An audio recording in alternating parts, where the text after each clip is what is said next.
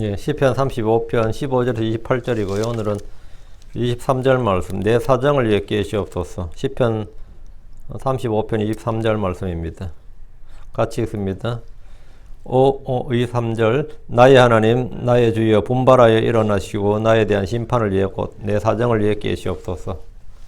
예, 오늘은 내 사정을 위해 깨시옵소서. 예. 오늘 공부할 시편은 이 본문 내 사정을 위해 깨시옵소서.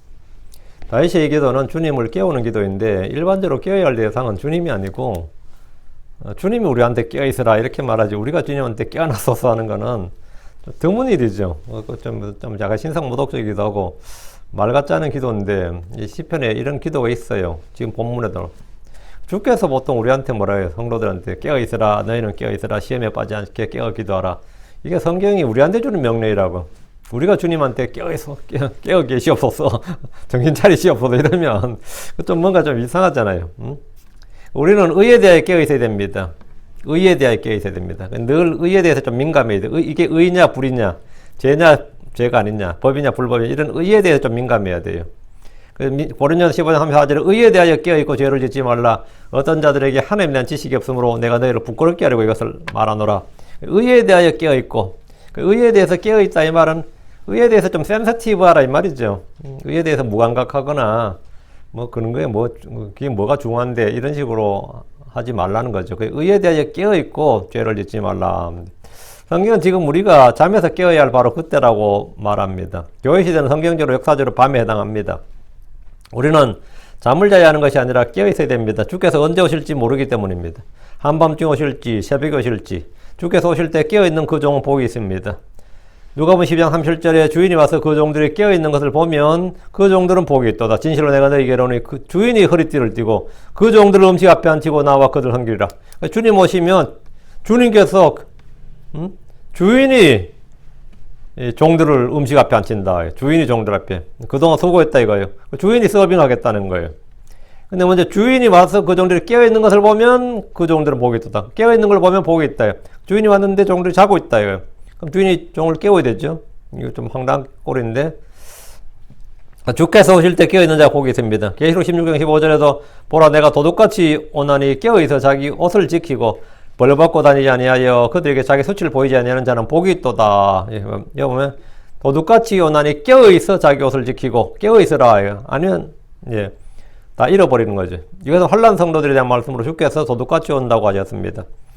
영적 어둠이 깊은 이 시대에 깨어있어야 할 사람들이 깨어있지 못하면 마귀의 노략물이 되고 죄에 물들게 됩니다. 그리고 세상에 동화됩니다. 군사작전의 대부분이 적이 깊이 잠든 사이에 이루어집니다. 도둑들은 낮보다 밤에 쉽게 들어옵니다.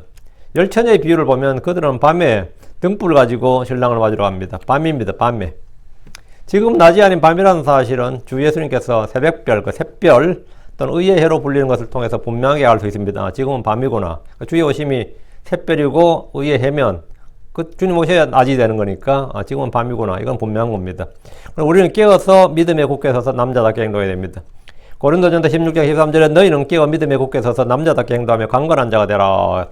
주께서 겟세마네에서 기도하실 때 제자들에게 깨어있어라. 깨어 기도하셨지만 제자들은 모두 잠이 들었습니다. 베드로, 요한, 야고보는 따로 불러서 주님 곁에 있도록 했지만 그들 역시 잠이 들었습니다.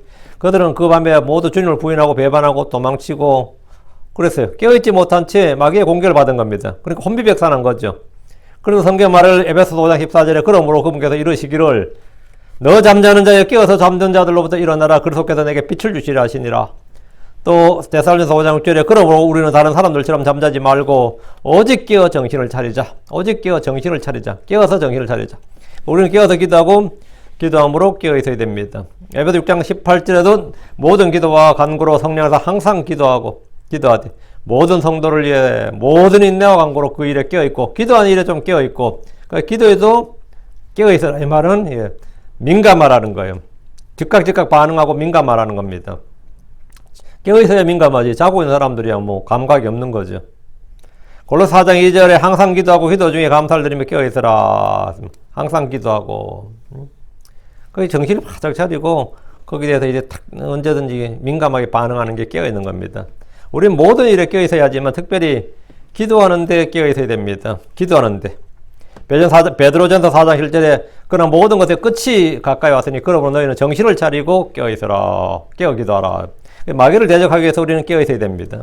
주님 오심으로 해서 깨어 있어야 됩니다. 기도하기 위해서 깨어 있어야 됩니다. 닥치는 고난을 이기기 위해서, 닥치는 고난, 갑작스럽게 닥치는 재앙, 우리가 예기치 않게 닥치는 어떤 일들을 위해서 우리는 늘 깨어 있어야 됩니다. 또 다른 성도를 위해서 우리는 깨어 있어야 됩니다. 깨어 있으라고 하신 말씀이 이게 무슨 뜻인지 모르는 분들이 많습니다. 요즘은 신문이나 방송에서 이 시민의식에 깨어 있는 사람이라는 표현을 써서 깨시민 그러죠. 깨시민, 그런 시민의식이 깨어 있어야 된다. 그런 표현을 자주 쓰는 걸 봅니다. 요즘 그런 깨어있는 시민, 뭐 그런 말 많이 쓰더라고요. 깨어있는 시민. 깨어있다는 게 뭡니까? 정치에 무감각하지 않고, 이 사회의 어떤 현안에 대해서 무감각하지 않고, 거기에 대해서 언제나 정신을 차리고 의사를 표명하고, 뭐 그런 거죠.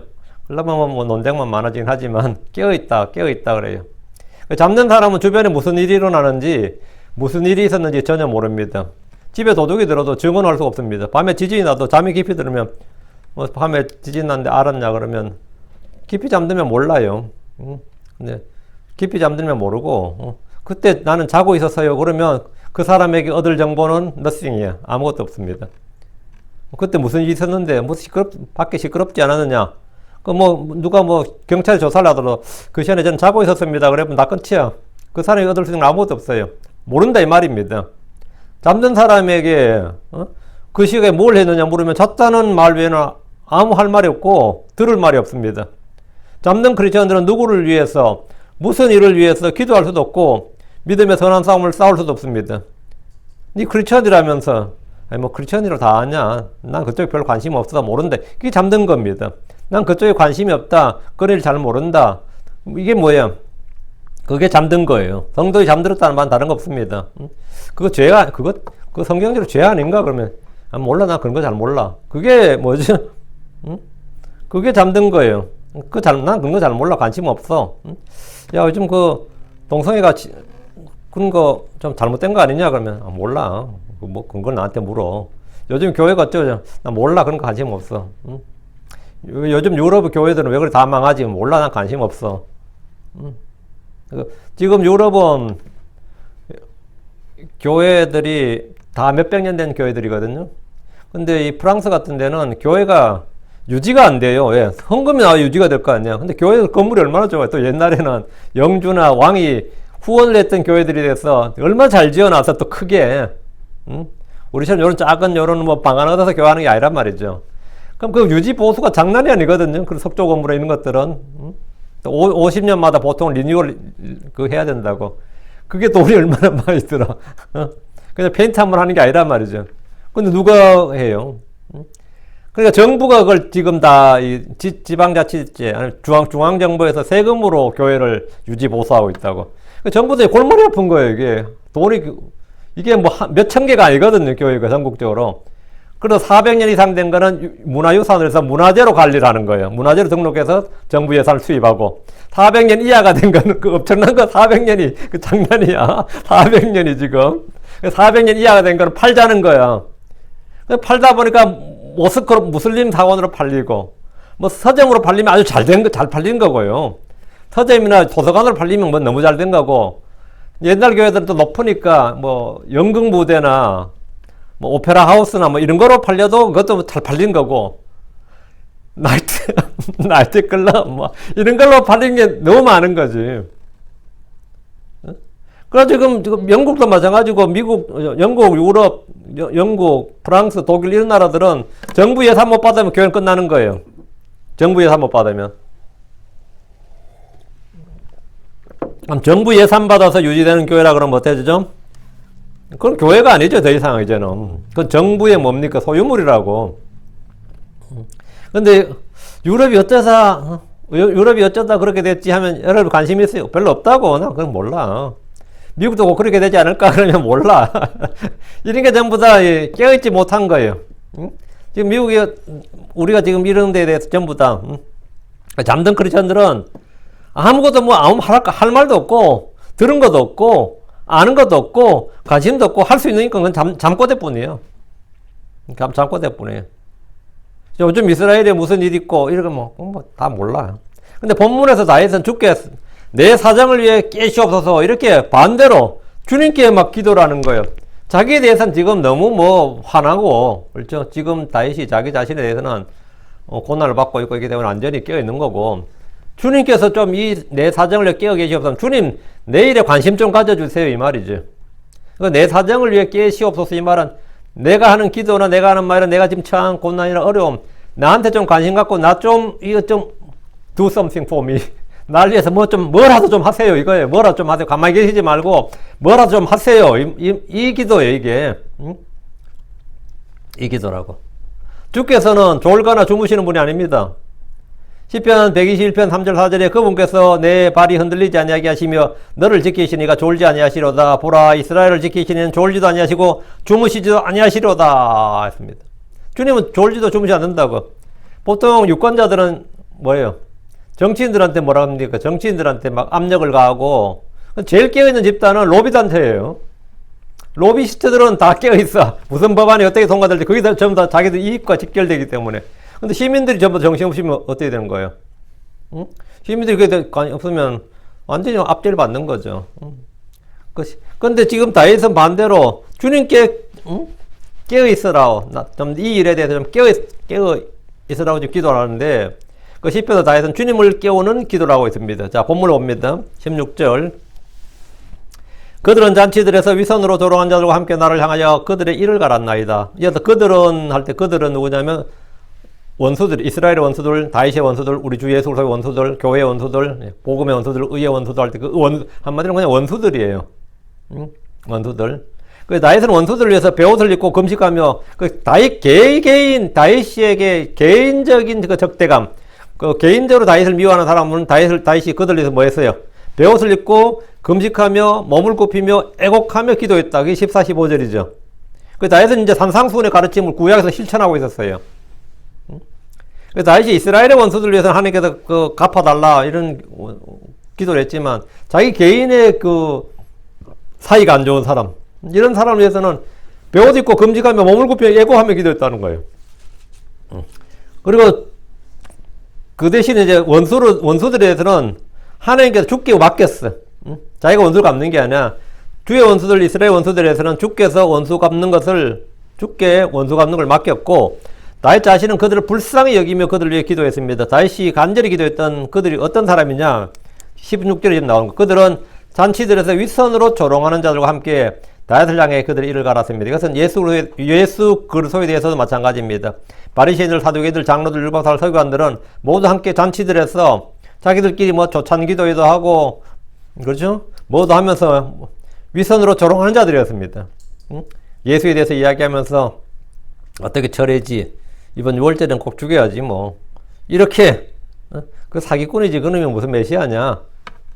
이러면서 지들끼리 그들은 잔치들에서 윗선으로 조롱한 자들과 함께 나를 향하여 그들 이를 갈았다. 이를 갈았다는 게 뭐죠? 이를 갈았다는 것은 분노와 적대감의 표현인데, 이건 어느 나라에서나 공통적인 표현이에요. 뭐 유대에서 보면 한국 사람들 이를 갈았다는 뭐예요? 그 사람은 이를 간다. 이를 갈고 있다. 그건 뭐 적대감과 분노의 표출이란 말이죠. 그 뭐 중국, 인도, 한국, 뭐 유대 사회 어느 하마 이건 다 똑같아. 이 표현은 똑같은 표현이에요. 이를 간다. 그들의 이를 갈았나이다. 이 말은 적대감을 표출하고 분노, 원한 이런 것을 드러냈다 이 말이죠. 17절. 주여 당신은 얼마나 오랫동안 바라보려 하시나이까. 내 혼을 그들의 파멸해서 내 사랑하는 것을 사자들로부터 구주하소서. 다윗은 주여 당신은 얼마 동안 바라보려 하시나이까. 왜 그냥 가만히 계시고 그냥 구경하고 계시냐 이거죠. 왜 방관자처럼 그렇게 계시냐 이거예요. 이 일에 개입해 달라는 겁니다.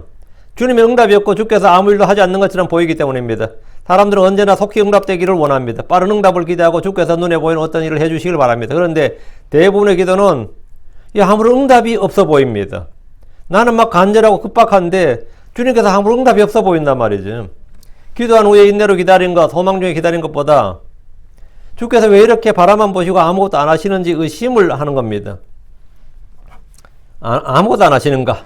주여 당신은 얼마나 오랫동안 바라보려 하시나이까?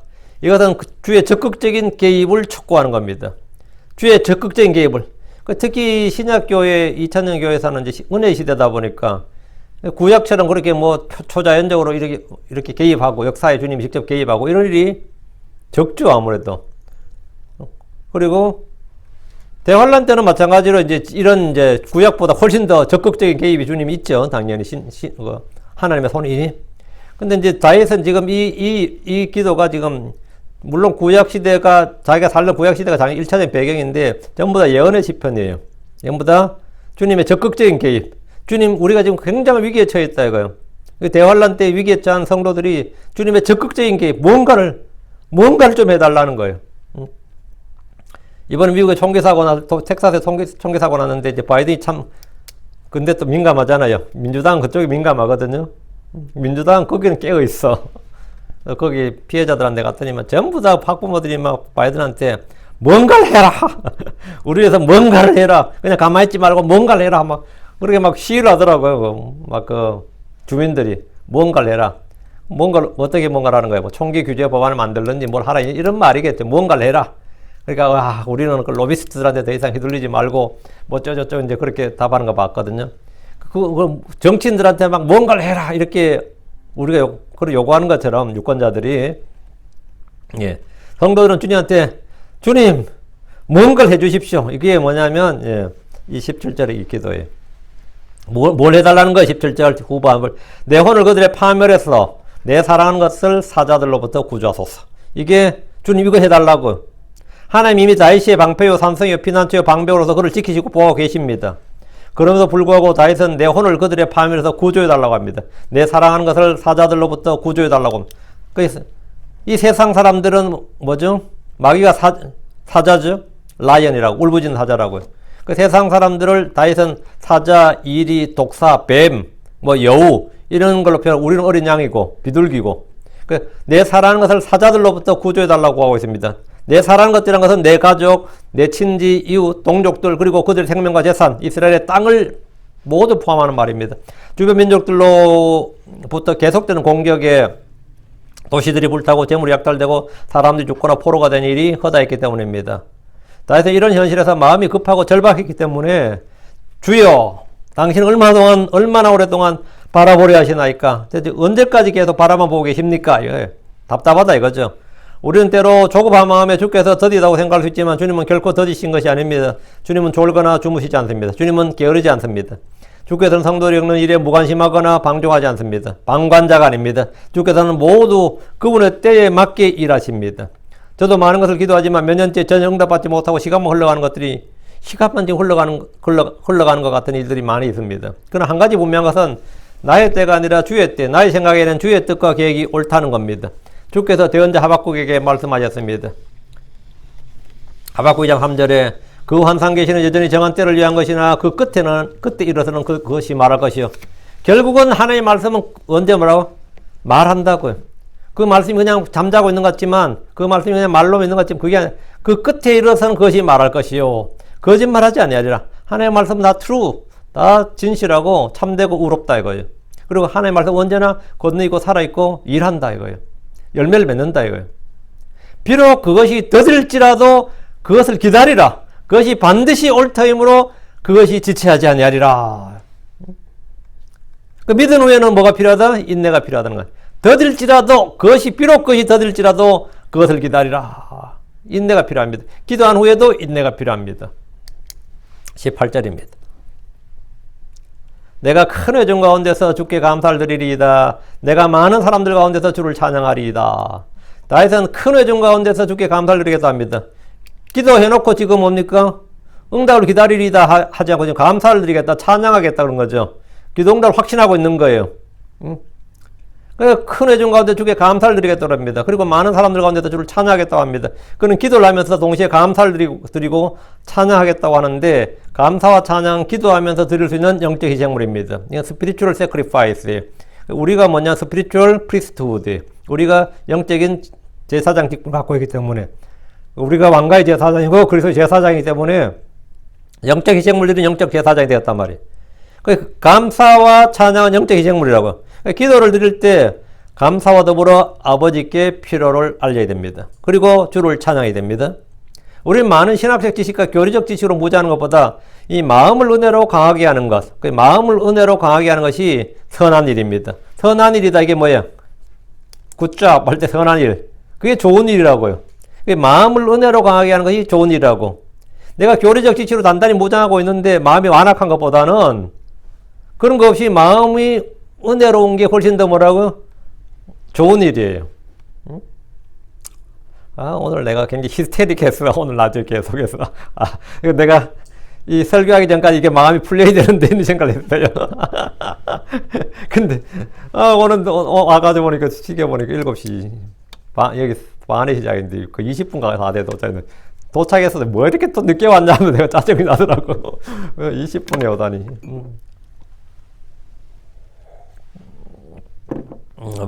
뭐 이렇게 교회를 늦게 왔냐고. 내가 스스로 짜증이 막 나는 거예요. 들어오는데도. 마음을 컨트롤하기가, 마음을 이 은혜로 선하게 하는 게 어려워요. 내가 짜증내면 우리며 고생해요. 우리 불러서 그냥 앉아놓고 뭘 가르치거든요. 그럼 내가 짜증 섞인 목소리로 막 가르치면 우리 어떻게 했어요? 뭐 괜히 나 때문에 피해를 본다니까. 내가 온유하고 부드럽게 가르쳐야 돼. 그래도 알아듣기 어려운데, 그죠? 내가 짜증내면 가르쳐봐. 지금 생각해보니까 그래서 제 입맛도 힘들었나 봐. 왜 이렇게 모르는 거야? 가르치는 게 쉽지 않지. 특히 가족 가르치는 게. 가족 가르치는 게 쉽지 않죠. 근데 그건 남의 일이야. 내가 컨트롤할 수 없는 일이지만, 그래도 내가 내 자신에 관한 것은 뭐가 해야 되잖아요. 내가 내 마음을 컨트롤하고, 이거는 어떻게 뭘 해도 해야 된다고. 뭐 기도를 하든 뭘 하든 간에. 그쵸? 근데 내가 짜와도 그래요. 내 주변의 사람들도 내가 맨날 뭐 갭 이야기하겠어. 맨날 전천전지 예림 이야기하겠어. 전에 어떤 자매한테 형제라고 소개했는데 한번 몇 시간 이야기를 처음 만나서 선자리에서 온갖 신학적인 이야기를 다 했더라고. 근데 제가 볼 때 그 형제 굉장히 제가 훌륭한 형제 똑똑하고, 똑똑하기도 하고, 진짜 좋은 형제라서.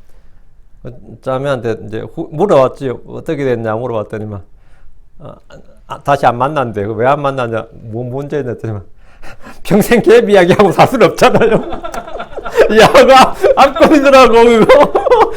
뭐 평생 갭 이야기하고, 전천전제림 이야기라도, 그러면 살 수는 없잖아, 그러더라고. 그렇지, 그건 또 별개 이야기지. 처음 만남부터 아주 간결했나 봐. 그래도 그게 다 좋지 않나? 마음이 은혜로운 게 선한 일이다. 이 말은, 정말 맞는 말이죠. 마음을 은혜로 가하게 하는 것이 선한 일이에요. 선한 일이란 건 그게 좋은 일이란 말이에요. 그게 좋은 거라고. 마음을 은혜로 가하게 하는 게. 입술에 감사와 찬양이 있다는 것은 그의 마음 상태를 드러내 보여주는 겁니다. 감사가 없는 기도는 전기가 없는 전자장비 같습니다. 전기가 없는 전자장비는 아무것도 아니에요. 이 구절은 히브리서 2장 12절을 통해서 큰 회중과 많은 사람들이 내 형제들이고 교회란 사실을 알려줍니다. 히브리서 2장 12절에 이르시되 내가 주의 이름을 내 형제들에게 밝히 보이고 교회 한가운데서 노래로 주를 찬양하리다 하시며, 주의 이름을 내 형제들에게 밝히 보이고 교회 한가운데서 노래로 많은 사람들 가운데 주를 찬양하리다. 우리 성경 백성이라고 했냐? 피플이거든요. 많은 사람들 가운데 주를 찬양하리다. 이제 많은 사람들은 뭐냐면 교회란 말이지. 교회 한가운데 노래로 주를 찬양하리다. 다시 말하는 이 사람들이 교회다 이거죠. 성경에 스스로 구절들을 풀어주고 설명해 줍니다. 우리가 할 일은 부전히 말씀을 묵상하고 이제 그걸 읽고 공부하는 겁니다. 믿음으로 하는 성경 공부는 많은 영적 유익과 열매가 있습니다. 성경을 아무리 읽어도 아무리 공부해도 소용이 없더라. 성경 공부해도 열매가 없더라. 변화가 없더라. 이런 간증을 하는 성도들이 꽤 있거든요. 성경 공부에서 유익을 얻었다는 간증보다 성경 공부해봐야 아무 소용없어요 하는 간증이 더 많아. 그런 간증이 더 많아요 실제로. 말씀에서 믿음이 오고 전능자 영감이 주는 깨달음이 없기 때문에 소용이 없었다는 거예요. 믿음으로 하지 않는 성경 공부는 소용이 없는 정도가 아니라 해악입니다. 소용이 없는 정도가 아니라 그 사람한테 해가 된다고. 하나님의 말씀은 양날의 검이에요. 그렇잖아. 요리하는 칼도 음식물을 베야지. 요리할 때 음식물을 베야지. 내 손가락을 베면 어떻게 되겠어요? 응? 이게 양날의 검이야. 그건 해가 된다고. 유익이 못 되면 해가 돼요. 성경이 주의 영광으로 주어진 하나님의 말씀이라는 사실을 믿고 읽으면 그분의 숨이, 그 전능자의 호흡이, 영감이 우리 속에 지혜와 명철을 줍니다. 믿음이 옵니다. 19절. 내 원수된 그들이 나를 두고 부당하게 기뻐하지 못하게 하소서. 또 그들이 까닭없이 나를 미워하는 눈짓을 못하게 하소서. 주님께 지금 또 기도가 시작된 거죠. 원수들에 대한 기도인데, 다윗에게 원수는 안팎으로 많았습니다. 이스라엘 안에도 다윗의 대적들이 많았고 밖으로도 다윗을 노리는 원수들이 많았습니다. 이런 때 성도들이 할 수 있는 일이 뭡니까? 주께 기도하는 것뿐입니다. 다윗은 내 원수된 그들이 나를 두고 부당하게 기뻐하지 못하게 하소서라 기도했는데, 이는 우리 주 예수 그리스도의 고난에 관한 예표입니다. 예수를 십자가에 못 박는데 동의한 빌라도나 헤롯은 그날 기뻤겠습니까? 예수 죽이고 나서 기뻤겠어요? 그날 예수님의 재판에 모인 유대인들은 기쁨을 누렸겠습니까? 만약 그렇다면 그들은 사이코패스의 성향이 있는 겁니다. 이 세상에는 악한 자들이 의로운 자들의 피를 흘린 후에 안심하고 기뻐할 수 있습니다. 정치인들은 정적을 제거한 후에 평안과 기쁨을 누립니다. 헤롯은 그리스도가 태어났다는 소식을 듣고 베들레헴 인근의 2살 아래 애들 다 죽였습니다. 파라온 유대인들에서 태어난 남자애들을 다 죽였습니다. 다리오 왕의 신하들은 다니엘을 죽이려 법을 만들고 그를 사자굴에 던져 넣는데 성공했습니다. 그 사자굴에 던져 넣을 때 다니엘의 대적들이 어땠겠어요? 기뻐했겠죠. 이제 끝났다. 다니엘의 그들의 눈에 가시였는데 드디어 끝났단 말이지. 바울을 죽이겠다고 결단한 결사대들은 그를 죽이기까지 금식하겠다고 하나님 앞에 서원했습니다. 그놈들 전부 다 굶어 죽지 않았을까? 근데 만약 바울이 죽었다 그러면 그들 만세 불렀겠죠. 내 원수된 그들이 나를 두고 부당하게 기뻐하지 못하게 해달라는 것은 주의 심판을 집행해달라는 말입니다. 요셉을 죽이려 했다가 팔아버린 요셉의 형제들은 요셉을 두고 요셉이 팔렸을 때 기뻤느냐 이거. 그래서 요셉을 팔고 아버지 야곱에게 죽었다는 거짓말을 한 후에 단 하루도 평안이나 기쁨을 누리지 못했을 겁니다. 사악한 자에게는 평강이 없습니다. 이사야 48장 20절에 주께서 이르시되 사악한 자에게는 평강이 없다 하시느니라 했고, 이사야 51장 21절에 내 하나님께서 이르시되 사악한 자에게는 평강이 없다 하시느니라. 평강이 없으면 기쁨도 없습니다. 안식도 없고 자유도 없습니다. 19절. 또 그들이 까닭없이 나를 미워하는 눈짓을 못하게 하소서. 까닭없이 나를 미워하는, 사람이 사람을 미워하게 되면 얼굴 표정이 변하고 말소리가 변하고 말투가 변하고 음색도 변합니다. 음색이 변해요. 그리고 눈짓도 달라집니다. 까닭없이 나를 미워하는 눈짓이란 말은 우리가 일상에서 저 사람 왜 저런 눈으로 자꾸 나를 바라보지? 왜 저런 눈으로?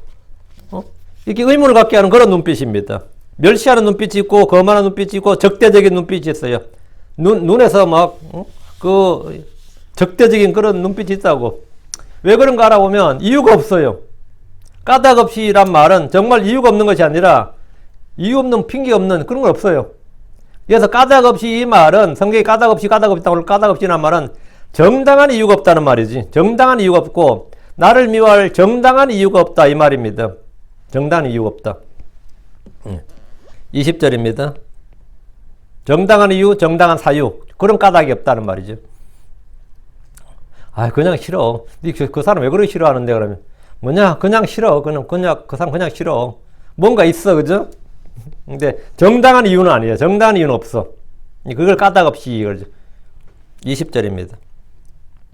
이는 그들이 화평을 말하지 아니하고 오히려 그들은 땅에서 평안이 있는 그들을 대적하여 속이는 일들을 꾀하기 때문이라. 19절처럼 기도한 이유가 20절이죠. 그 for하고 이유가 나오는데 이제 지금 우리 성경 같은 경우는 for 이걸 빼버리니까 그냥 이유가 나와야 되는데 일반 서술문이 나와버리니까 문장 구조가 안 맞는 거지. 19절에서 다윗이 한 기도가 왜 그렇게 기도했느냐? 20절이 그 기도한 이유라고. 이는 그들이 화평을 말하지 아니하고 오히려 그들은 땅에서 평안이 있는 그들을 대적하여 속이는 일들을 꾀하기 때문이라. 이는 그들이 화평을 말하지 아니하고 할 때 그들은 누구죠? 원수들이죠. 오히려 원수들은 땅에서 평안이 있는 그들, 평안 있는 그들 누구예요? 성도들이죠. 땅에서 평안이 있는 그들을 대적하여 속이는 일들을 꾀하기 때문이라. 이제 그들 나와도 이제 앞에 그들하고 뒤에 그들은 의미가 다르죠. 19절처럼 기도하는 이유가 20절에 나오는데 이 구절은 이후의 구문으로 번역하지 않으면 19절과 연결선이 끊어져 버립니다. 문장이 끊어져 버려요. 그 심판의 기도, 저주의 기도, 주께서 원수를 갚아달라고 맡기는 그런 기도를 우리가 하는 이유가 20절이단 말이죠. 다윗의 원수된 자들, 주 예수를 미워하던 자들은 화평을 말하지 않습니다. 이스라엘의 원수된 자들이나 복음의 원수된 자들, 의의 원수된 자들은 결코 화평을 말하지 않습니다. 교회들을 미워하는 자들 중에 화평을 말하는 이는 없습니다. 이는 그들이 화평을 말하지 아니하고 오히려 되는데 이 말은 좀 이상하게 들리기도 합니다. 왜? 오늘날 세상 정치인들은 늘 화평을 입에 달고 삽니다. 종교인들 역시 늘 화평을 외칩니다. 요즘 테러를 삼는 무슬림들조차도 그들의 종교를 화평의 종교, 평화의 종교라고 외칩니다. 그런데 성경은 그들이 화평을 말하지 않기 때문이라고 합니다. 그들은 늘 화평, 피스 하는데 왜 화평을 말하지 않는다는 거예요? 그들이 화평을 말하지 않는다. 누구에 대해서만? 유대인에 대해서는 멸망과 전쟁을 말합니다. 교회에 대해서는 증오를 발산합니다. 자기들끼리는 늘 화평 하는데 이 예수에 대해서, 복음에 대해서, 진리에 대해서는 그거는 너무 배타적이다. 모든 종교에 대해서 열려있는 사람이 복음에 대해서만 적대적인 사람 많이 봅니다. 불교도 좋고 심지어 증산도도 오케이, 대순진리도 오케이, 뭐 같이 다는 어떤 이상한 남녀 호랑객 껴들어보셨어요? 이런 일본선 정토교라 그러나 그런 게도 오케이. 옴진리교에 대해서도 오케이.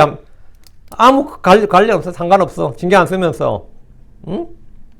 이 복음에 대해서는 그렇게 계속하면 거풀 물죠. 평화를 말하지 않는다. 화평을 말하지 않는다고. 응? 교회에 대해서 화평을 말하지 않아요.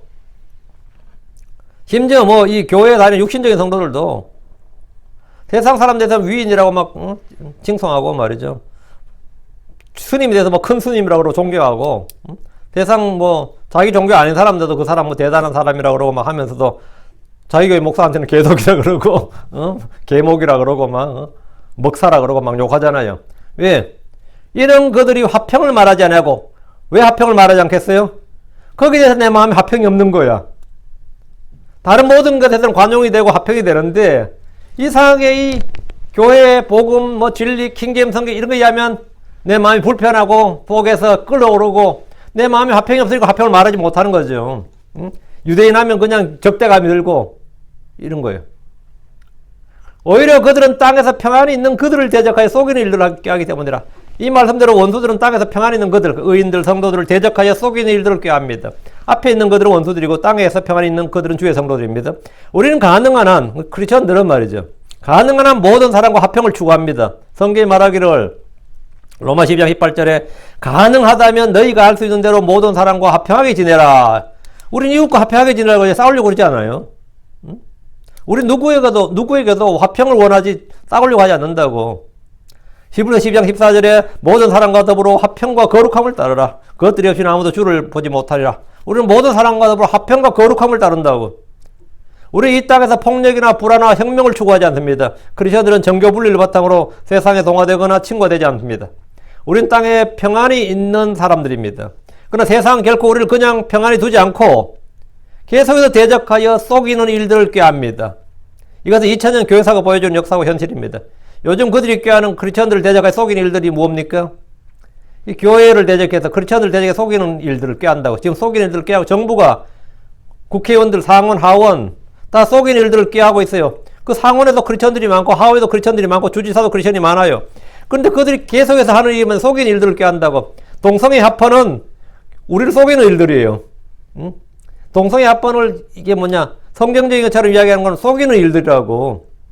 응? 그걸 인권의 차원에서 인권의 차원에서 보편적 가치라고 이야기하잖아요. 그러면 성경은 뭐가 되는 거예요? 보편적 가치가 아닌 게 되잖아.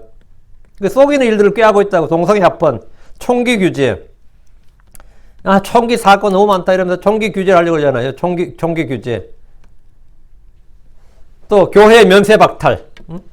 교회에 가해져서 면세를 박탈한다. 그러면 프로퍼티 텍스 내면 말이죠. 성도 없는 교회들은, 큰 교회들은, 성도 전 교회들은 텍스도 못 냅니다. 목사 월급 못 주는 건 텍스 내버리면 목사 월급 못 주는 건 말할 필요도 없고, 요즘 부동산에도 프로퍼티 텍스가 몇 퍼센트 정도예요? 한 6% 되나요? 캘리포니아가 얼마 되는지 모르겠네. 그러니까 100만 불짜리면 6만 불이에요. 100만 불짜리 저거면 그만큼 안 되겠지. 프로퍼티에서 1%인가? 캘리포니아 1%다 한 1.5% 할 텐데. 그럼 100만 불이면 만 불이겠네요. 그 정도 되겠네. 600만 불짜리 땅이 이 정도, 지금 우리 교회 건물 정도 되면 한 600만 불 넘거든요. 그러면 땅 주인, 건물 주인은 텍스를 전부 다 세입자한테 미뤄요. 계약할 때 세입자한테 그 텍스 나눠서 내게 한다고. 그리고 월세 내고 또 프로퍼티 텍스 같이 해가지고 한다고. 근데 교회에서 건물, 옛날 좀 오래된 교회 건물들은 크거든요. 그럼 텍스 장난 아니에요. 면세 박탈해버리면 유지하기 어려워요. 신학교 같은 건 학교는 뭐 엄청 크죠. 그런 것들은 뭐 몇 천만 불 나간다고 단위가. 그럼 텍스가 1%에도 그 장난이 아닙니다. 그 속인 일들을 살살 꾀하면서 모두에게 동등하게 이러면서는 속인 일들을 꾀하고 낙태 권리, 속인 일들입니다. 마약의 합법화, 경찰권 무력화, 차별법 제정을 통한 역차별. 이게 전부 다 우린 좀 그렇게 이 진리한다. 그냥 교회 조용하게 신앙생활 하고 싶은데, 조용하게 살고 싶은데, 우린 그냥 조용하게 평안하게 살고자 해요. 뭐 특별한 건 없어. 그럴 텐데 뭐 큰 소망이 있는 게 아니에요. 조용하고 평안하게 그냥 살고 싶은데, 계속해서 뭐 하는 거죠? 대적하여 속인 일들을 꾀한다고. 그러니까 또 우리가 뭐 해야 되는 거죠? 시위해야 되고, 데모해야 되고, 서명해야 되고, 이런 일이 발생하는 거예요. 그럼 또 정치인들 대적해야 되고, 또 선거 닥치면 또 반대 뭐 해야 되고, 또 그럼 또 트러블이 생기고. 이런단 말이죠. 근데 얼마 지나지 않으면 이 미국도 교회 등록 의무제, 뭐 목회자 고시제, 목회자 등록 고시제 등 같은 이런 걸 만들어서 교회를 정부의 통제 아래 둘 겁니다. 계속해서 속이는 일들을 합니다. 그래서 이 교회를 인문주의, 기독교 인문주의화 이렇게 만들어야 되는 거예요. 지금 환경운동이나 페미니즘 운동이나 기후온난화 같은 것들 다 속이는 일들 중에 하나입니다. 그런 걸 통해서 자꾸 제재를 가하는 거죠. 21절. 참으로 그들이 나를 대적하여 그들의 입을 크게 벌렸나이다. 또 말하길 아하 우리 눈이 그것을 보았도다. 복음의 원수들, 우리 주 예수의 원수들은 주를 믿고 따른 성도를 대적하여 그들의 입을 크게 벌립니다. 랍사게가 주와 이스라엘을 대적하여 크게 입을 벌렸고 주님을 십자가에 못 박던 자들도 주를 대적하여 그들의 입을 크게 벌렸습니다. 그리고 신성 모독하는 말을 계속 내뱉었어요. 그들은 말을 아하 우리 눈이 그것을 보았도다 이럽니다. 그들이 뭘 봤다는 겁니까? 그들은 대적하여 속인을 하면서 평안 있는 성도들을 모함하고 비난하면서 마치 큰 불법과 비리를 본 것처럼 말합니다. 거짓 증인들은 예수님의 불법을 본 것처럼 증언했고 스데반이 죽어 마땅한 사람인 것처럼 증언했고 우리가 봤다잖아요. 딱 거짓말이지 뭘 봤어요. 바울을 향해서 소리 높여 외치기를 이런 놈은 이 땅에서 없애버리라. 그를 살려준 것은 마땅하지 아니하도다 했어요. 이런 놈은 땅에서 없애버리라. 그를 살려준 것은 마땅하지 아니하도다.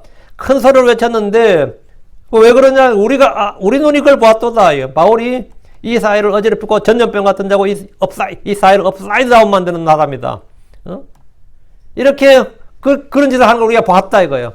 우리가 받아들일 수 없는 풍습을 전파하고 뭐 이러면서 우리가 봤다 이렇게 증언하는 거예요.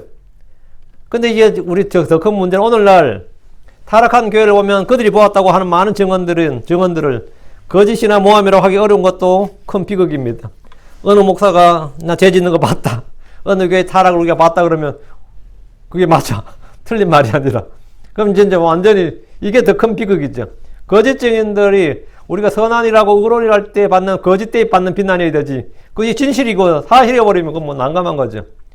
예전엔 교회가 세상을 걱정했는데 지금 세상이 교회를 걱정한다잖아. 교회가 다 문 닫게 될 것 같은데 지금 교회가 다 문 닫게 될 것 같은데 교회가 점점 약해지고 교회가 점점 줄어들고 유럽은 유럽은 짱거잖아. 정부도 교회 걱정해요. 왜 상도가 이렇게 없어가지고 정부 재정이 자꾸 나오게 만드냐. 응? 그 큰 교회 400년 이상 된 교회 가보면 노인 몇 명 앉아있다 그러잖아요. 지금도 미국도 이제 비슷한 거죠. 미국 백인들 교회 가면 큰 교회 가면 김겸성이 쓰는 교회 가면 뭐 소개줘서 갔더니만 젊은 애 소개줘서 갔더니만 노인 뭐 15명 앉아있더라. 그 사람들 그렇게 반가워서 대체 20대에 가나 나타난 거 이게 몇 년 만이냐 그러고 뭐 이러더라는 거지. 화들짝 놀라서 뭐 다음에 가겠어요 못 가겠어요. 그리고 몇 교회 그냥 모여가지고 큰 교회들 있고 이런 식이란 말이지. 이제 그러다 보니 세상이 야 저 교회는 언제 문 닫게 될 것 같은가 뭐 이러면 저 교회 지금 또 우리 동네에 흉물이 되면 안 되는데 세상 동네 사람이 걱정을 내지. 교회는 안 가면서 그 교회가 어느 정도 사람도 있고 해야지 교회가 이 동네에서 부동산 가치도 있고 그죠? 동네 꼴이 나는데 완전 흉물로 나오면 안 되는데 이러면서 세상 사람들이 교회를 걱정한다고 지금. 22절입니다. 이것을 주께서 보셨사오니 오 주여 잠잠하지 마옵소서. 오 주여 나로부터 멀리 있지 마옵소서. 주께서는 이것을 보셨으니 이것을 주께서 보셨다는 이걸 봤다는 거예요. 뭘 봤다는 거예요? 이 대적자들의 말하는 거, 그들이 비난하고 입을 크게 벌리는 거, 속인 일을 하는 거, 화평을 말하지 않는 거 이런 걸 주님이 다 보셨다고. 오 주여 잠잠하지 마옵소서. 오 주여 나로부터 멀리 있지 마옵소서. 그러니까 주의 눈은 모든 사람들의 길 위에 있습니다. 잠언 5장 21절에 사람의 길들은 주의 눈앞에 있나니 그분께서 그가 가는 모든 길을 곰곰이 살피시느니라 했고, 잠언 15장 3절에도 주의 눈은 모든 곳에 있어서 악한 자와 선한 자를 살피시느니라. 주님은 모든 자가 하는 일을 다 본다 이거죠. 이 말씀이 정확히 이것을 주께서 보셨사오니, 이것을 주께서 보셨사오니, 주님 우리의 길을 보십니다. 우리의 행위를 보십니다. 우리의 마음과 생각을 보십니다. 사람의 모든 길이 그의 눈에는 옳게 보여도 주께서는 마음을 살피시느니라. 주님 마음을 살피신다, 보신다 그죠. 이제 주께서 보시지 않는 건 없습니다. 주님은 모든 일, 모든 사람의 증인입니다. 지금 본문에 이것을 주께서 보셨사오니 오 주여 잠잠하지 마옵소서. 이 기도는 주께서 불의와 불법을 행하는 자들에 대해서 침묵하지 마시고 방관하지 마시라는 겁니다. 주께서 책망하시든 심판하시든 뭔가를 해달라는 겁니다. 다시 12절 오 주여 나로부터 멀리 있지 마옵소서. 그러니까 주께서는 우리 앞에 있고 우리 앞서 가시는 분이죠. 우리의 후위대가 되시고 릴리 월드, 우리 뒤에 계시고 우리 위에 계시고 우리 둘레 계시고 우리를 둘러 진을 치시고 말이죠. 우리 함께 계시고 우리 함께 계신 하나님, 우리 안에 계시는 분입니다. 다윗과 같은 대언자들, 크리스천들은 그들 안에 주님이 계십니다. 주께서 나로부터 멀리 떨어져 있는 일은 있을 수가 없습니다. 그러나 성도들은 느낌적으로, 우리가 느낌적으로 주께서 멀리 계신 것처럼 그렇게 느껴지고 아득히 멀리 때로 없는 것처럼 그렇게 느껴질 때가 있어 없어요? 있지. 그럴 때가 있어요.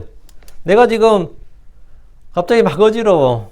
그럼 세상이 도는 것 같죠? 땅이 막 도는 것 같고 흔들리는 것 같고 어떨 때 막 뒤집어진 것 같기도 하고 그럴 때가 있습니다. 그럼 이제 이건 내 이제 인식체나 이제 감각에 문제가 있는 건데 그럼 뭐 치료를 받든지 뭘 해야 된다고. 막 세상이 빙빙 도는 것 같아요. 그러면 아유 심각해지는 거죠. 전정기관에 문제가 있어도 그렇고, 아니면 이 중심축을 잡아주는 이런 기관에 약간의 문제가 있어도 막 땅이 막 흔들리거든요. 땅이 흔들리는 게 아니라 나의 적에 있는데 마찬가지로 주님이 우리가 멀리 있는 게 아니에요. 주님은 항상 나와 함께 있고 나 곁에 있고 내 안에 심지어 내 안에 있어요. 우리 안에 계신 그리스도예요. 근데 내가 느낌적으로 내가 주님이 안 계시는 것처럼 보이고 멀리 있는 것처럼 느껴질 때가 있단 말이지. 우리의 주 하나님이라는 게 영이신 주 하나님은 우리의 체험이나 느낌이나 지각으로 아니면 이 자각으로 주님을 인식하거나 인지할 수가 없다는 겁니다. 그렇기 때문에 이렇게 느껴질 수가 있는 거죠. 그러니까 주께서 나로부터 멀리 있지 말아달라는 이 다윗의 기도는 뭐냐면 영적 교제와 체험이 끊어지지 않게 해달라. 멀어지지 않게 해달라. 그러니까 영적 교제와 체험에 관한 기도예요. 이거는. 영적 교제와 체험이 깊어지게 해달라 이 말입니다. 이 기도가 필요하죠. 우리가 사실 이 기도가 필요합니다. 어떤 분은 제게 목사님은 그러면 하나님이 우리 안에 계시다는 걸 느낍니까? 목사님이 하나님 안에 계시고 하나님이 목사님 안에 계시다는 걸 느낍니까? 자각합니까? 어떻게 주님 내 안에 계신 걸 확인합니까? 이런 묻는 분이 간혹 있어요.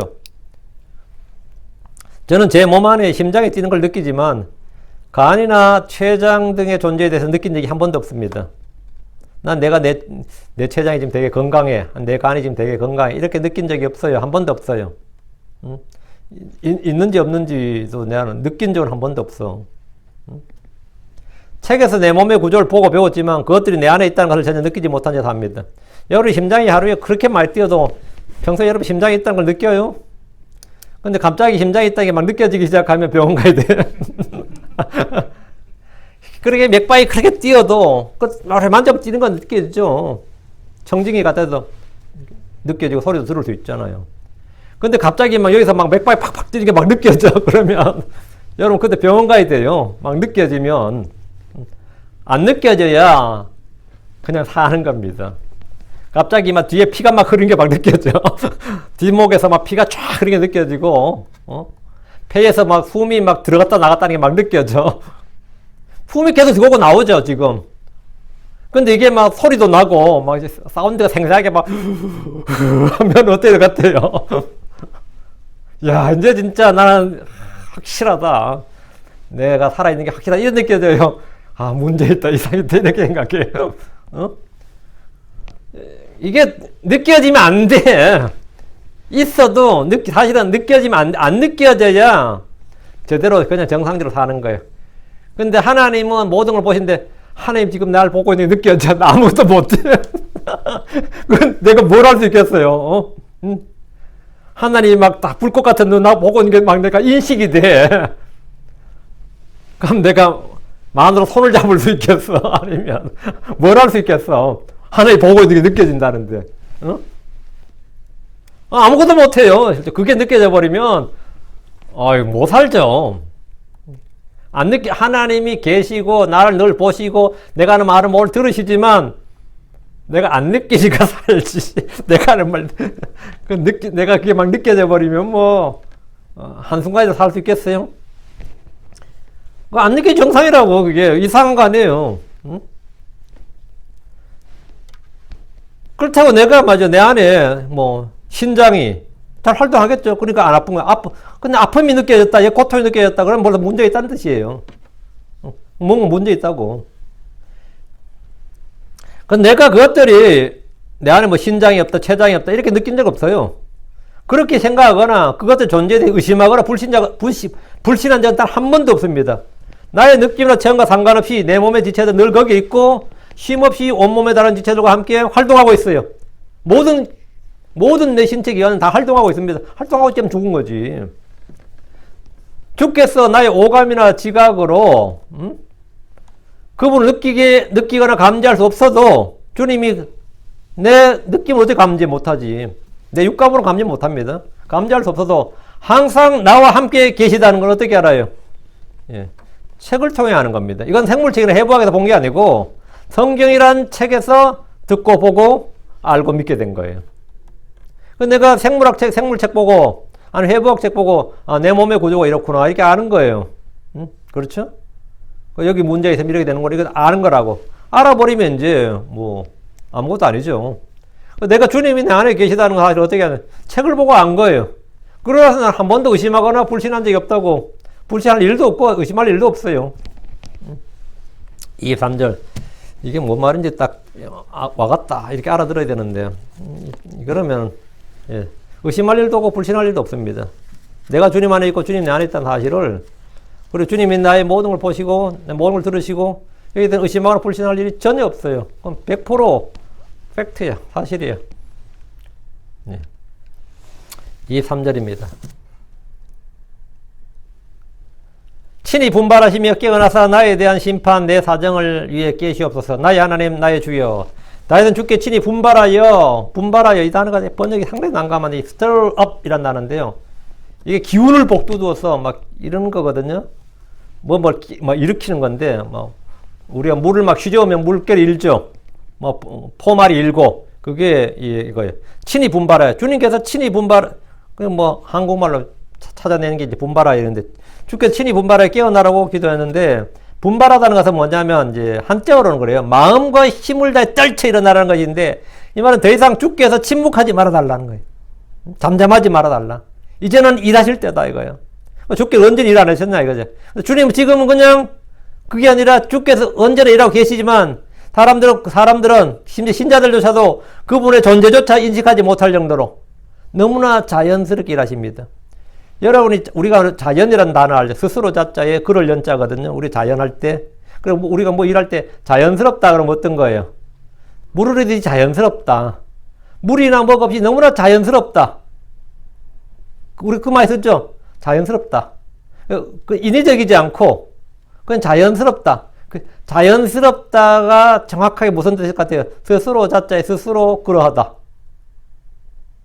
이 말은 하나님스럽답니다. 하나님이 하시는 모든 일은 너무나 자연스러워서 사람들이 인식을 못하는 거예요. 응? 너무나 자연스러웠어. 응? 너무나 하나님이 하는 일은 우리의 생각이나 내가 의식하지 못할 정도로 너무나 자연스럽게 모든 일이 이렇게 이루어지는 거예요. 그래서 내가 의식하지 못해. 그 자연스럽다가 뭐냐? 나는 스스로 있는 자 아니라 할 때 스스로 있는 이 뭐죠? 자연이에요. 그게 한자로 자연이라고. 그런데 이제 너무나 주님은 우리가 그분의 존재나 그분의 일하심을 인식조차 하지 못할 정도로 정말 주님은 엄청난 일을 하셨는데 너무나 자연스럽게 된 일이라서 사람들은 뭐예요? 그건 자연적으로 일어난 줄 알아. 자연적으로 일어난 일이란 건 없어요. 자연적으로 일어났다는 일은 전부 다 뭔 일이야? 주님이 하신 일이에요. 예를 들어서 밤에 이슬이 내려. 우리 뭐라 그래요? 자연의 현상이라고 보죠. 하나님 내린 거야. 구름이 비가 내려. 우린 자연의 현상이지. 하나님이 하신 일이야. 구름에서 비가 내리고 그 비가 땅에 내리면 너무나 자연스럽죠. 땅에서 물이 고이고 그것이 호수가 되고 모든 너무나 자연스럽고, 그러니까 뭐 나무나 풀은 그 비를 받아서 흡수하고 땅도 비를 받아서 흡수하는데, 우리 그건 자연스럽다고 하는 그 자연스러운 일은 전부 다 뭐라고? 하나님이 하신 일이에요. 근데 어떤 사람이 너무나 자연스럽게 사람이 싹 변했어. 변질된 거 말고 변화를 받았어. 하나님이 하신 일이야. 자기도 모르는 사이에 야, 너 그 사람 진짜 좀 많이 변한 것 같더라. 응? 그 중에 하나가 이제 오랜만에 보자 많이 늙었네. 그것도 자연스러운 일이에요. 나도 모르게 자연스럽게 내 머리카락 자른 건 내가 모르거든요. 근데 어느 날 보면 일주일 지나고 2주면 머리 깎을 때 됐다 그러잖아요. 응? 그 뭐예요? 하도 우리 인식조차도 못해요. 잘 안 하는 거를. 그렇지만 일어나고 있다고. 이건 계속 자라고 있다고. 지금 내 머리카락도 자라고 있어요. 피부도 지금 나도 모르는 사이에 뭐 노화가 되든 뭐 열심히 일하고 있어. 근데 너무나 자연스러운 거죠. 하나님 일이라고. 그런데 이제 주님께 이 깨시 없어서 이 말은 뭐냐면, 깨시 없어서 이 말은 그렇게 지금처럼 자연스럽게가 아니라 주님께서 하신 일이라는 걸 누구나 알고 볼 수 있도록 사실은 격발적으로 일을 하시라 이거예요. 그게 대환란 때 일이에요. 물론 출애굽도 마찬가지고 뭐 광야에서도 마찬가지고 그런 식으로 이제 일해달라는 거예요. 이제 자연스럽게가 아니라 누구든지 그분의 존재와 일하심을 알 수 있도록 하나님 자신을 보이시면서 나에 대한 심판과 곧 내 사정을 위해 깨시란 말은 이 나에 대한 심판을 온 세상이 그 사람들이 원수들도 알 수 있도록 벼락을 맞았어. 자연스러운 일이에요. 근데 그게 하나님께서 내리신 벼락이다, 천둥이다, 이렇게 알 수 있도록 하면 뭐가 되는 거죠? 아니, 두려움이죠.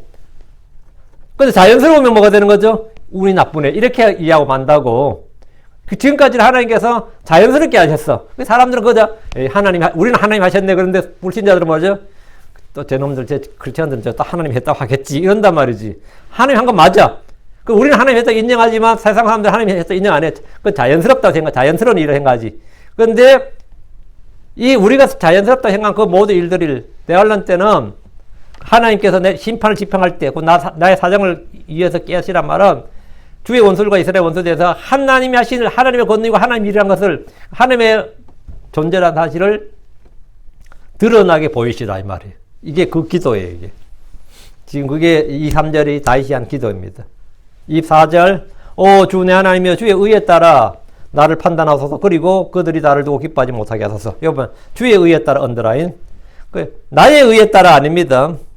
주목할 것은 주의 의입니다. 나의 의, 우리의 의가 아니고 율법의 의가 아닙니다. 주의 의예요. 하나님의 의는 예수 그리스도입니다. 우리는 하나님의 의신 예수 그리스도를 믿음으로 의롭게 되었습니다. 주의 의에 따라 나를 판단하소서 했는데 예수 그리스도를 믿는 자에게 의가 되시기 위해서 율법의 마침이 되셨습니다. 예수 그리스도는 율법 밖에 있는 하나님의 의요 율법과 대언 자들이 증언한 의입니다. 하나님의 의예요. 우리의 모든 의는 다 더러운 누더기 같습니다. 주의 의는 영존한 의요 주의 증언들의 의는 영존합니다. 주께서 우리의 의다 했습니다. 예레미야 33장 16절에 그의 날들에 유다는 구원을 받고 이스라엘은 안전히 가리라. 그의 이름 곧 그를 일컬을 때 쓸 이름 이것이니 곧 주 우리의 의라. 그분의 이름은 주 우리의 의. 주님이 우리의 의라고. 예레미야 33장 16절 그날들에 유다가 구원을 받고 예루살렘 안전히 가하여 그것을 부를 때 쓸 이름이라니 곧 주 우리의 의라. 그날들에는 대환란에는 이 말이 주 우리의 의. 지금까지 구약부터 시작해서 유대는 지금까지 율법의 의를 주장하는데 율법의 의가 아니라 주 곧 우리의 의. 예수님이 예수 그리스도가 하나님의 의고 우리의 의다 이 말이에요. 이 말씀을 늘 기억하라는 거예요. 율법의 의, 나의 의, 육신의 의는 아무것도 아닙니다. 복음에 계시던 하나님의 의는 주 예수 그리스도입니다. 예레미야 51장 10절에 주께서 우리의 의를 내놓으셨으니 오라 우리가 시온에서 주 우리 하나님의 의를 밝게 알리자. 주께서 우리의 의를 내놓으셨다. 우리의 의를 내놓으셨다. 주 우리의 의. 하나님께서 예수 그리스도를 우리에게 주셨다. 내놓으셨다 이 말이에요. 주께서 우리의 의를 따라 판단하시면 주께서 주의 의를 따라 나를 판단하면 나는 뭐가 되죠? 불이나 불법이 발견되지 않습니다. 왜? 주님이 나의 의니까. 나는 의로운 자고 거룩한 자입니다. 하나님께서 나를 의롭다고 하셨으니까 나를 정죄하고 고소할 자는 없습니다. 해봐야 소용없어요. 다시 24절 그리고 그들이 나를 두고 기뻐하지 못하게 하소서. 하나님께서 나를 의롭다고 선언하셨다면 누가 우리를 정죄하고 고소할 수 있습니까? 의롭다 하신 분은 하나님입니다. 거룩하다 하신 분도 하나님이에요. 그들이 나를 두고 기뻐하지 못하게 하라는 것은 나의 멸망 넘어진 것 같은 것을 기뻐하는 이들이 더 이상 기뻐하지 못하게 하라 이 말이에요. 25절 그들이 마음속으로 아하 우리가 그들을 성취하였다 말하지 못하게 하소서. 그들이 우리가 그를 삼켜버렸다 말하지 못하게 하소서. 원수들이 승리를 선포하지 못하게 성취감을 갖지 못하게 해달라는 겁니다. 아하 우리가 그들을 성취하였다. 원수들이 이스라엘을 삼키려 했습니다. 그들의 궁극적 목적은 지금의 팔레스타인 땅에 이스라엘을 완전히 몰아내고 그들의 땅을 만드는 겁니다. 그들은 이 일을 위해 수단 방법을 가리지 않습니다. 그들이 마음속으로 아하 우리가 그들을 성취하였다 한순간 이스라엘은 끝나버립니다. 주께서 그들이 그런 말을 못하도록 막아달라는 것인데 이 말은 이스라엘을 지키시고 보호해달라 보존해달라는 거죠. 이런 원수들에게 패배를 이스라엘에게는 승리를 달라는 겁니다. 그들이 우리가 그를 삼켜버렸다 말하지 못하게 하소서. 이 구절은 전쟁을 다루고 있습니다. 누군가 우리를 먹어치웠다. 이 말은 뭐죠? 삼켰다는 것은 완전한 정복과 승리를 말한 겁니다. 우리가 연해주는 먹어야 되는데 우리가 간도 땅은 먹어야 되는데 이런 뭐죠? 우리가 정복했다 이 말, 정복해야 되는데 우리가 차지해야 된다 이 말입니다. 중동 사람들은 아랍 사람 지금도 그 팔레스타인 땅은 우리가 먹어치워야 되는데 그런다. 그러니까 삼켜버렸다 말하지 못하게 하소서. 누군가를 먹었다, 삼켰다 못하게 해라. 패배를 주라 이 말이죠. 예언자로 대화하는 때 전능자의 큰 나라의 전쟁을 다룹니다. 용감하게 거짓 예언자 땅의 왕들이 이스라엘을 삼키라는데 주께서 그들의 계략을 막으시고 이스라엘을 건져달라는 겁니다. 이 기도는 그대로 성취됩니다. 이스라엘은 끝까지 보존되며 그들은 구출됩니다. 26절 나의 상함을 기뻐하는 그들로 부끄러워하게 하시며 또 함께 혼란에 빠지게 하소서. 나를 대적하여 자기를 높이는 그들로 수치와 치욕으로 옷 입게 하소서. 이 구절은 구약에서 대환란 때까지 전 역사를 다룹니다. 다윗의 원수들은 다윗이 망한 걸 기뻐합니다. 무슬림들은 이스라엘이 망한 것을 기뻐합니다. 복음의 원수들은 교회가 망한 것을 기뻐합니다. 지금 소아시아를 보십시오. 지금 특히 터키, 거긴 동방정교의 본산이잖아요. 다서스 이게 전부 터키 그쪽이에요. 소아시아 터키 그쪽이잖아요. 그건 지금 기독교의 부흥지 발원지가 돼야 되는데 그 터키가 어때요? 이슬람이라고 지금. 근데 터키의 초대 대통령, 그 해방되고 초대 대통령은 군인이었죠. 박정희 같은 사람이었어요. 그 사람은 강력한 세속주의를 주창했어요. 터키에. 그 지금까지 터키는 무슬림임에도 불구하고 강력한 세속주의를 정책으로 해가지고 군부로 완전히 장악해가지고 이제 힘이 있었으니까 뭐 터키 영웅이기도 했고 그 터키를 잘 이끌어왔는데 이제 그 사람 죽고 이제 지금 이제 터키 대통령은 무슬림 회귀를 원하는 거야 지금. 지금은 이제 세속주의가 아니라 다시 다른 무슬림 국가들처럼 무슬림 회귀를 원해가 자꾸 이제 그렇게 하는 거예요. 초대교회 발상지였던 그곳에 교회들이 다 사라지고 보이질 않습니다. 지금 유럽을 보십시오. 교회가 거의 다 사라져가고 향후 20년 안에 크리스천들이 없어질 것이라 그렇게 예언합니다. 사람들이 전문가들 대부분 그렇게 봐요. 그러나 유대인들은 예나 지금이나 그대로 건재합니다. 그들은 멸하려 하던 자들은 수치를 당하고 혼란에 빠집니다. 주의 백성 이스라엘이나 교회 주 예수를 대적하여 자기를 높이던 자들 역시 수치와 치욕을 옷 입게 됩니다. 27절 나의 의로운 사정에 호의를 보이는 그들이 기뻐 외치고 즐거워하게 하소서. 참으로 그들이 계속해서 그분의 종의 형통을 기뻐하시는 주를 크게 높일지어다 말하게 하소서.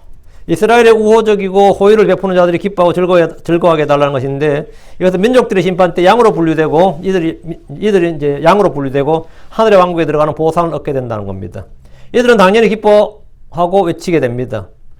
즐거워하게 됩니다. 누구든지 그들에게 빵을 주고 물 한 잔으로 대접하면 그들은 자기들의 보상을 잃지 않게 됩니다.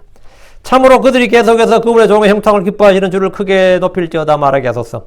그분의 종의 형통함이란 다윗 본인을 말한 동시에 주 예수를 예표합니다. 그리고 이스라엘 교회의 형통입니다. 이스라엘과 교회의 형통함입니다.